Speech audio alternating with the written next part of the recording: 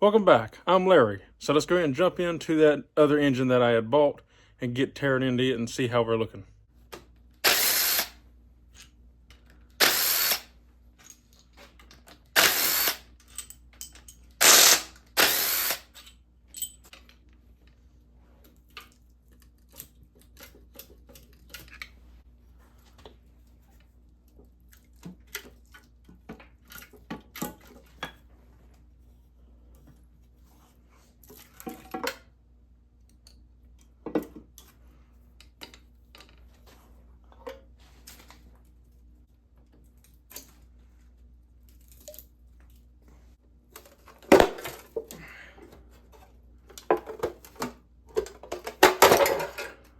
Alrighty.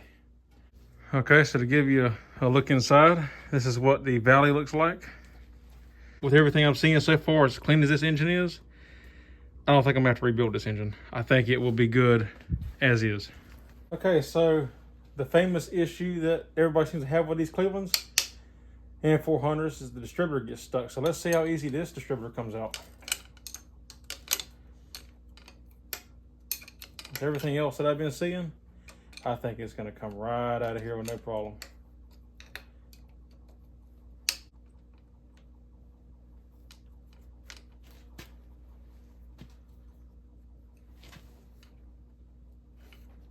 Oh, it might make a liar out of me.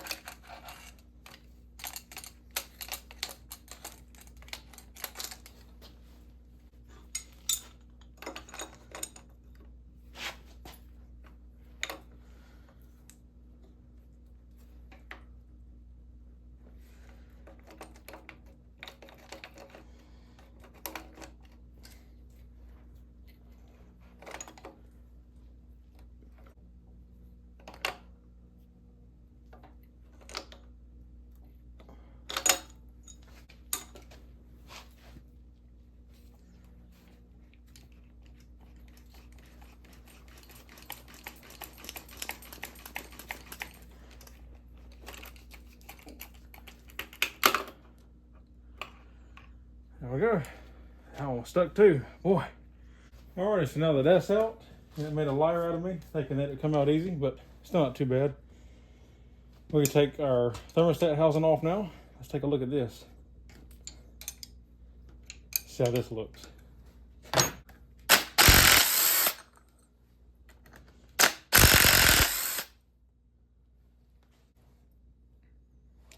little crusty, but still usable if you needed to.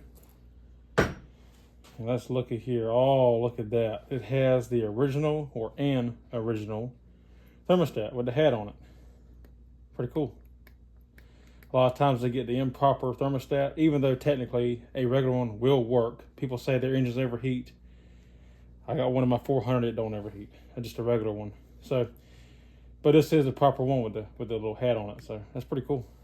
And I think this time around I'm gonna do something different. If you remember my last build, I ordered a Pantera plate with this aluminum like this, but instead of the big hole, it's just got a little pinhole in it. And then I can run a regular thermostat. I think this time around on this engine, I'm not gonna do that because I can't get that plate out of the other engine without destroying it anyway, because it's a press fit. And I probably can't get this one out without destroying it. So this one still looks good. I think I'm gonna order a brand new proper one, a 180 from West Coast Classic Cougar. And I'm just gonna keep it that way and try it, because even though it's a special thermostat and it makes it difficult to get them, where you gotta like special order it. I mean, how often do you change the thermostat really? So I'll do that, and then I'm gonna just run it like it's intended to be ran this time around.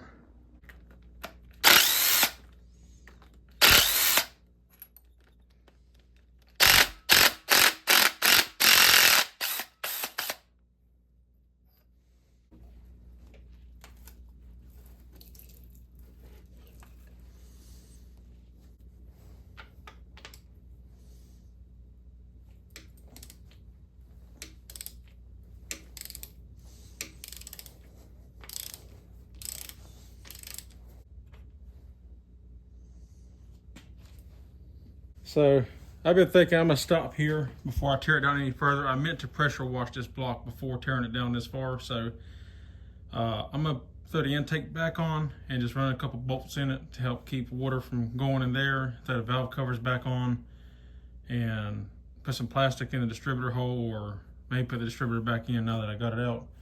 And I'm gonna pressure wash this block first before I go any further so I can clean it up a little bit better. All right, so we're outside. I got me some premium paint stripper here, picked up from Lowe's. Clean strip, it's the name brand of it. And I'm gonna go through, we're gonna take a brush there, we're gonna coat the block with it. All I really care about is the block. I don't care about the oil pan because I'm not using it. I don't care about the heads, I'm not using them. So all I really care about is the block. So we're just gonna brush that on the block and then pressure wash it off so it can have a nice starting point to repaint.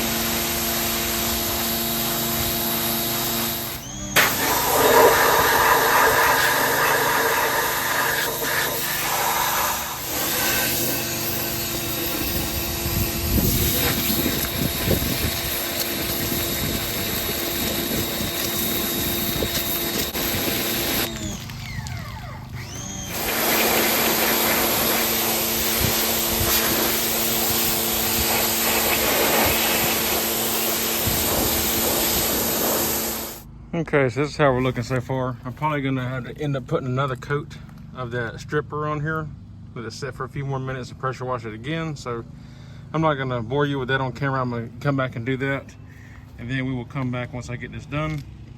And I'm gonna finish washing this block out. You see all that orange crud that came out of it, so. But, I mean, it looks better. So I still got some more to get out, but I'll come up in here and flush all that out, make it look better.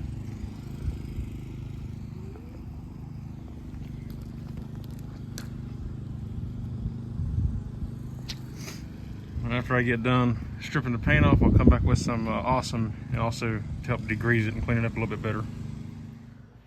Okay, so now that this engine is completely pressure washed and cleaned as good as I can get it, we're gonna go ahead and strip the rocker arms off, pull the heads off, take a look at the cylinder walls and everything, and get a better look at what we're dealing with here.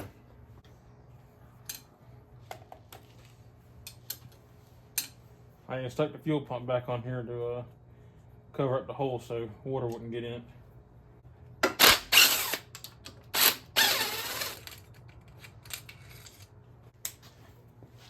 Go through and break loose all the rocker arms first, and then we can run them out.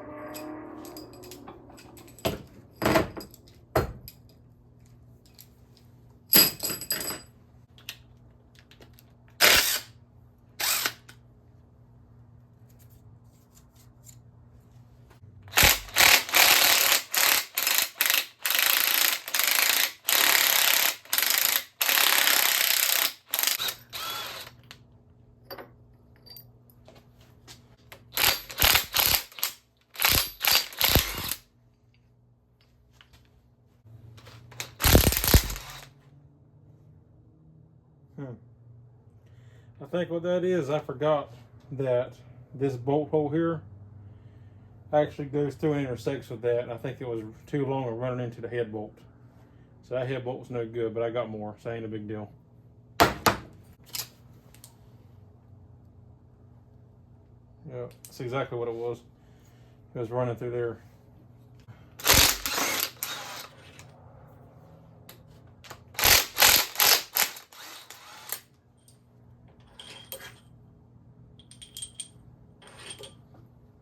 Head bolts look really good though.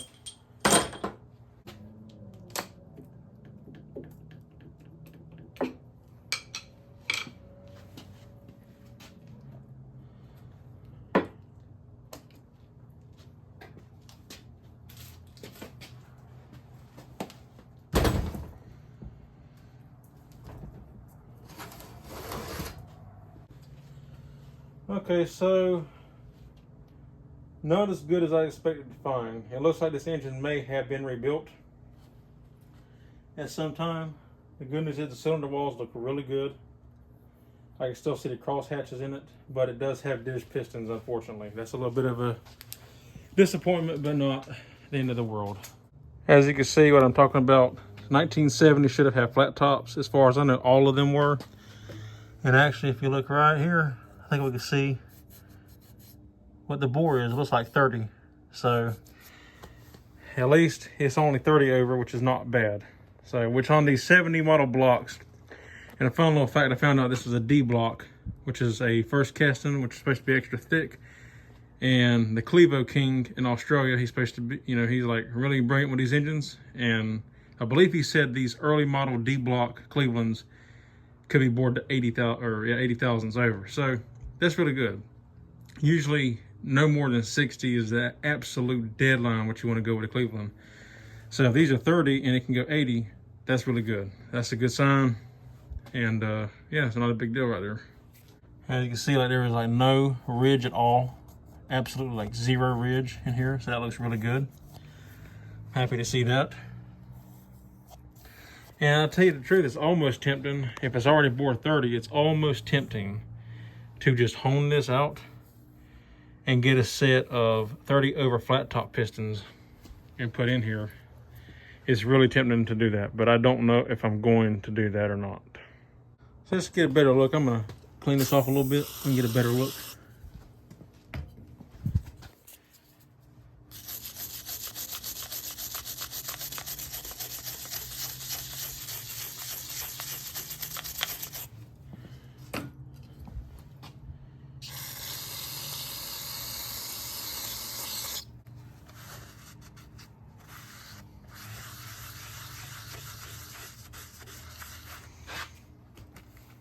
So yep, plain as day right there, 30 over. So it has definitely been rebuilt, which like I said is a little disappointing. I was hoping to find an original engine, but with flat tops, but not a big deal. Now what's funny is like this, you see it still has yellow springs. I've only ever known for either remanufactured engines or original engines to have yellow painted springs. So either they installed the factory springs back on here with the factory heads, because it is a numbers matching engine. Like the block is a 70, the heads are 70, the intake 70. So I believe it is all the original components, it's just been rebuilt. Could be a remanufactured engine, but usually when that happens, parts get mixed up, you know. But so I believe it's a rebuilt engine, but either way, so interesting to say the least. Probably an old build, but either way, not bad. Like I said, 70 models all came with flat tops, at least as far as I know. So I don't know why people rebuilt these engines and put dish pistons back in them, but whatever. Is what it is. Thing is, like, this is not a super deep dish, so it's not terrible, but it's just not as good as a flat top, unfortunately.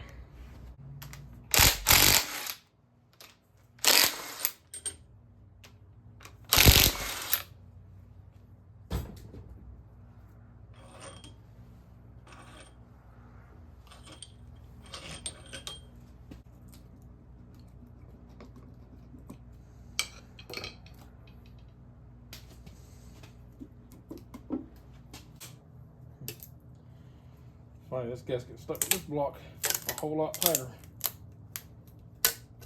Or this side, I mean, a whole lot tighter. So give you a close up on this side. See, same thing. Like I said, they do look really good. Like you can still see the cross hatch in it really well. So that looks really good. Like I said, the guy I got it from, he said he pulled it out of a running 71 Ford truck. The engine was running, and I believe it because it's got clean oil. And the oil filter has, I think, April or whatever of 2019. So definitely recent. He pulled out to put a numbers match in 351 Windsor, you know, 71, 351 Windsor in. So yeah, and I believe this is a good running engine. You know, obviously I'll know more once I pull the bottom end apart and we see the bearings, but from what I'm seeing here, this looks good. There's like no ridge at all. It's got carbon ring buildup, which is common, but if you rub it off, fingernail, don't even try to catch it. So that's good. Like I said, there's no scarring in the cylinder walls. Everything looks good. And if you can still see the cross hatches, that means it's a fairly fresh build, so that's good. Now I'm intrigued to see the bottom end. So we can go ahead and flip this over and pull the oil pan off, take a look at the bottom end, and see what we're looking like.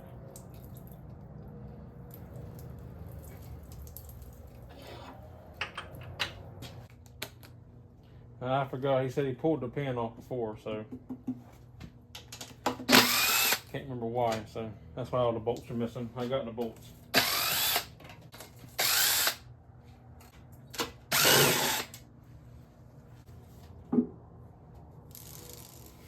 I did order a new oil pump and pickup tube to replace this one with.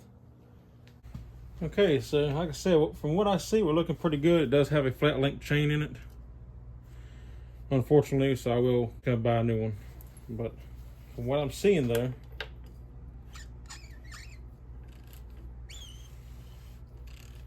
everything looks pretty good.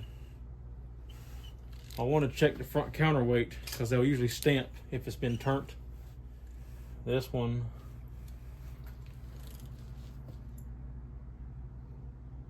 does not seem to have any stampings in it. So therefore I'm not exactly sure. Generally they will be stamped across here or in here where how much they had to turn it would be 10 over or whatever the case may be. I am not seeing any such marks anywhere along here. I see numbers here, but it's not that. These numbers here is like a 7, 6, 5, 0 maybe, or 8. Not really sure what that is. Funny enough, I think I actually seen that somewhere on the block. Yeah, it's on the front of the block. So if we look in here, you can see right there, see it's upside down, but it says 7658. And you come over there to the front of the block, same thing, 7658. So whatever that is, I don't know. Y'all can comment below and tell me. Maybe it's the machine shop to keep stuff together. I'm not really sure, but either way, it looks like to be pretty good so far. So I broke out my dial caliper because I wanted to check the shaft in play to see how much play we have. On a 351 Cleveland, according to my old spec book, we want between 4 to 10 thousandths of shaft in play. So we're going to pry against the thrust bearing, pull it back, it should be on 0. Now if we go forward, got about 8 thousandths. So yeah, we're good. We have plenty of clearance on there. Should be back to 0. 8 thousandths. Check this a couple times. You don't want to put a whole lot of pressure prying it, but just a little bit. And each time we get about 8 thousandths. So that's good. We got plenty of room there. Plenty. It's in spec like it's supposed to be. So that's a good sign.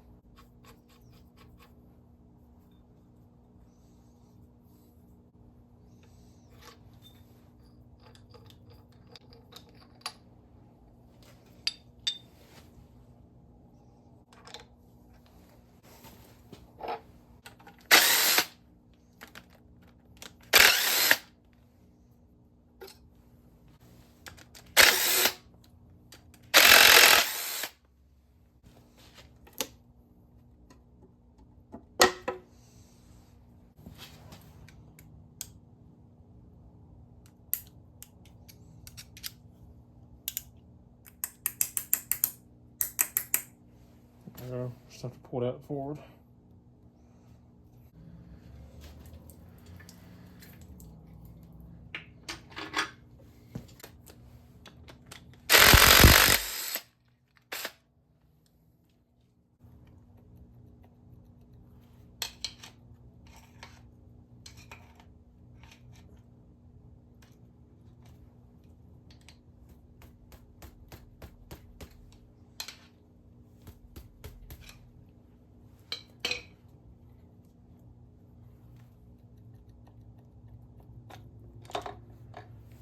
go.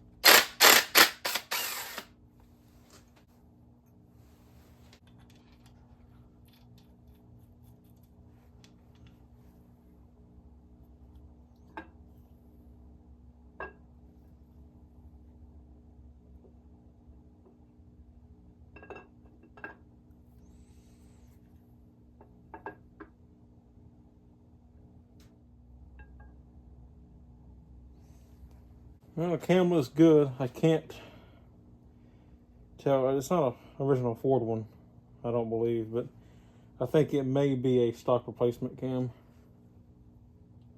Stock specs. So I don't see no Ford symbols or nothing on it anywhere. If it's an aftermarket cam, it usually be stamped in the back here, but outside that just says TMC maybe? I'm not sure. 73. So yeah, not exactly sure. But it's probably, judging based off the way the rest of this build is, it's probably just a stock replacement cam. From what I can see, the cam bearings look really good. Give you a close up. You got a little bit of wear here, which is normal. Not a big deal. Still looks good. There's no brass showing. So the bearings still look very good. And they can't really see up in there too well on camera. They look good in there as well. Okay, so I'm tearing this engine apart here, and just to give a quick little update of what I found so far. Everything looks beautiful. Now I mic'd the crank, and it does seem like the rods have been turned 10. I haven't measured the mains yet, obviously. I just pulled the main caps off, but this is really cool. Check this out. So, as you can see here, I ain't pulled it out yet, but you can see how the top ones are always grooved, because that's where your oiling comes from, is the top bearings. The top bearings always have a groove in the center, but check this out. This is a really old build because it has full grooved main bearings. It has cleveite bearings. When I pulled the rods apart, you see these rods look beautiful. I mean, it's got a little bit of light wear there, which is common. That's nothing. You can reuse these bearings and they're perfectly fine. And here's one set of them. You can see here, where's it at? Yeah. Cleveite, 77. That's pretty cool. So, yeah, I said pretty neat to see here. So, the bearings look great. These bearings look great, obviously. Like I said, I was kind of surprised to see that they have full groove, which tells me that I was right in my assumptions. I assumed this was a very old build.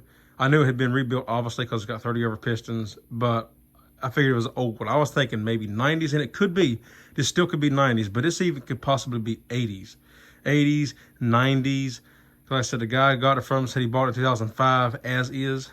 So that means it was built before he got it. So that could have been, I'm still thinking like 90s, because you could get the full groove bearings back then, I think. You know, the heavy duty, that's what they call heavy duty bearings. Because usually what you get nowadays is upper groove bearings and smooth lower bearings. But this has the full groove bearings up and bottom, or top and bottom, which is really cool. And another reason that I know it's an old build is, check this out. It still has a rope seal for the rear main seal. It's not the rubber ones like you get nowadays. It's just wild. That's really cool. So yeah, I got me a good core here, I think, and this will be a good start, a good foundation. This crank is beautiful. There is nothing wrong with it at all. It doesn't need anything but polishing. Really, I wouldn't have to polish it. If, truth be told, if I wanted to, I could hone the cylinders and just put new bearings in and new rings and go on. But I think I am going to upgrade these pistons after all, since I already got them out. I think I'm upgrade to some flat tops, because these were about 50 thousandths in the deck. So really low compression when you're dealing with that. It's 50 thousandths to the edge of the piston from the top of the deck, and then you got, I think it was a 40 thousandths dish from the edge of the piston in there. So you're talking about like 90 thousandths from the deck to the dish, and like I said, 50 between the deck and the edge. So a lot of compression loss there. You could get a thinner head gasket, but it's still just not the same. And I like flat tops. So I think I'm gonna upgrade the pistons, get some new hypertectic pistons, flat tops, which if the last time when I built the engine for this truck, the first one that I built, it was about 30 thousandths in the hole, I believe, if I remember correctly. So to still give me a decent compression if I run a better head. So with that, got these out. I'm getting this all prepped to go to the machine shop, have them polish that, install some new cam bearings, even though they look good, just while I'm doing it, freshen it all up. New cam bearings, wash the block. Even though I already washed it, but they can get all that paint off. Wash the block, and they can true everything up. Make sure everything, put ARP stud bolts in here, resize the rods, and true everything up. So then everything is a nice fresh start. But this engine could have been put in and ran as is, and that was originally my goal. But one thing leads to another. I wanted to upgrade this, wanted to upgrade that, and then before I know it, I'm down to this. So that's how it is. But when we get done, it will be better than ever, and better than the first one that I built. So be sure to stay tuned for that. Okay, this is real quick, just to show you something pretty cool. So see that hole right there? Remember on the first engine build I did, I mentioned this hole here and how it's a pin. For when you have a rope seal, it requires a pin to help hold it. You can see that little indentation right there where that pin was holding. That's helped keep this rope seal from spinning and getting bunched up in there. It holds it in place. Well, I just knocked it out. That's what that little pin looks like. It's got a fine little point to it.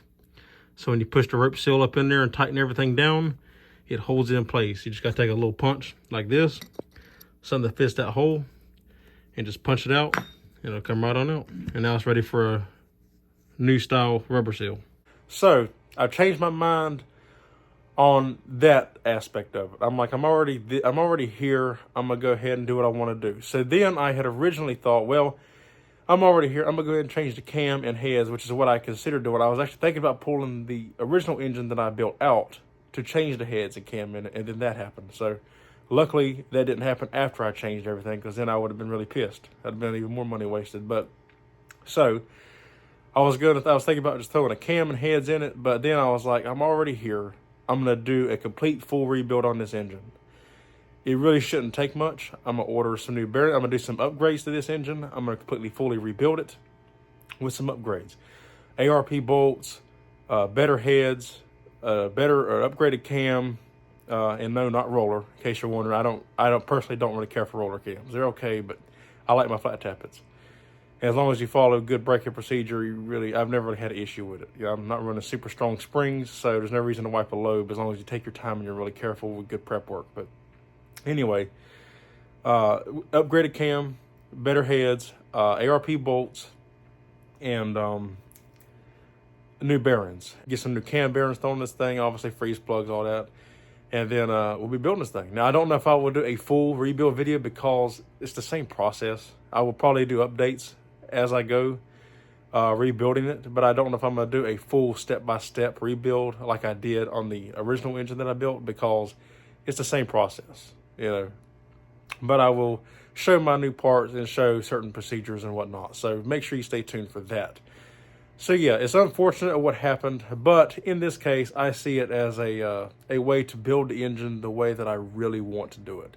When I built the other engine, I did want to do it that way, but also built it kind of cheap because I was able to save a lot of money. My buddy at 6P Media, Jesse, he gave me the cam, he gave me the valves, he gave me the springs. I already had the heads.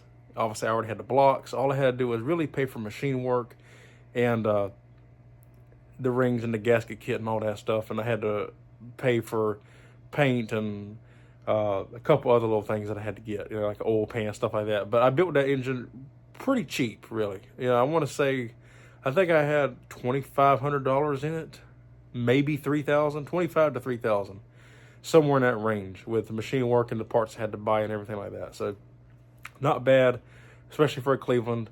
So I bought it more on the cheap side. With this side, this time it's going to be a more expensive build, but it will be stronger and I won't have to worry about it when I put it in this time, hopefully. So yeah, so make sure you stay tuned for that.